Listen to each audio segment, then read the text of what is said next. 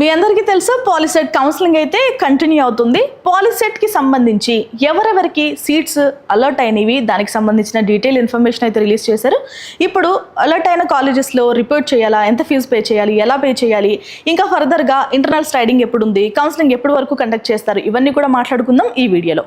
Welcome to Edunion career guidance, Josh innovations private limited, Edunion overseas consultancy. నేను Gayatri. So ఎవరైతే seat alert అయిందో వాళ్ళందరూ కూడా రిపోర్ట్ చేయాల్సిన అవసరం ఉంటుందండి. ఫీజు కూడా పే చేయాలి. దానికి సంబంధించి మాట్లాడుకుందాం.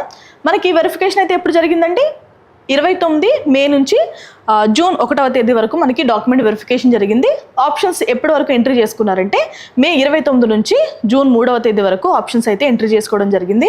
సో మొత్తం ఎంతమంది క్వాలిఫై అయ్యారు టీజీ పాలిసెట్లో అంటే 81,307 అయితే క్వాలిఫై అవ్వడం జరిగింది. ఎంతమంది ఆప్షన్స్ పెట్టుకున్నారు ఫస్ట్ ఫేజ్లో అంటే 29,229 మంది అయితే ఆప్షన్స్ పెట్టుకున్నారు. ఇక ఎన్ని ఆప్షన్స్ వచ్చాయంటే ఫస్ట్ ఫేజ్లో 71,018,029 ఆప్షన్స్ అయితే వచ్చాయి. ఓకేనా? సో మనకి ఓవరాల్గా గవర్నమెంట్ కాలేజెస్లో 92% ఫిల్ అయిందండి. ఇక ప్రైవేట్ కాలేజెస్లో 58% అయితే ఫిల్ అవ్వడం జరిగింది. ఇక మొత్తం ఓవరాల్గా చూసుకుంటే 77% అయితే మనకి పాలిసెట్ ఫస్ట్ రౌండ్లో మనకి ఫిల్ అవ్వడం జరిగింది సీట్స్ అనేవి. ఓకేనా? ఇక్కడ నెంబర్ ఆఫ్ ఇన్స్టిట్యూట్స్ ఎన్ని ఉన్నాయి చూడొచ్చు, ఎన్ని అవైలబుల్గా ఉన్నాయి, ఎన్ని ఫిల్ అయినాయి, ఎన్ని వేకెంట్ ఉన్నాయి కూడా చూడొచ్చు. ఓకే, సో ఇప్పుడు ఏం చేయాలంటే అలాట్మెంట్ ఆర్డర్ అనేది డౌన్లోడ్ చేసుకోవాలండి. ఫీజు అనేది పే చేయాలి. Credit card, debit card, net banking ద్వారా అయితే మనం ఫీజు అనేది పే చేయాల్సిన అవసరం ఉంటుంది. సో ఓన్ బ్యాంక్ అకౌంట్స్ అయితే ఇవ్వండి, పిల్లలది కానీ పేరెంట్స్ది కానీ. ఓకే, సో మనం పే చేసే ముందే ఫీజు ఎంత ఉంది, లిమిట్ కూడా చెక్ చేసుకోవాల్సిన అవసరం ఉంటుంది. ఎందుకంటే లిమిట్ లేదనుకోండి మళ్ళీ పేమెంట్ క్యాన్సిల్ అయ్యే అవకాశం ఉంది.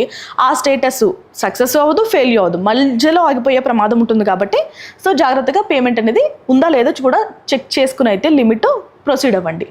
ఓకే, సో సెల్ఫ్ రిపోర్టింగ్ ఎప్పుడు చేయాలి అంటే మనకి ఏదైతే వెబ్సైట్ కనిపిస్తుందో దాంట్లో మనం సెల్ఫ్ రిపోర్టింగ్ చేయాల్సిన అవసరం ఉంటుంది.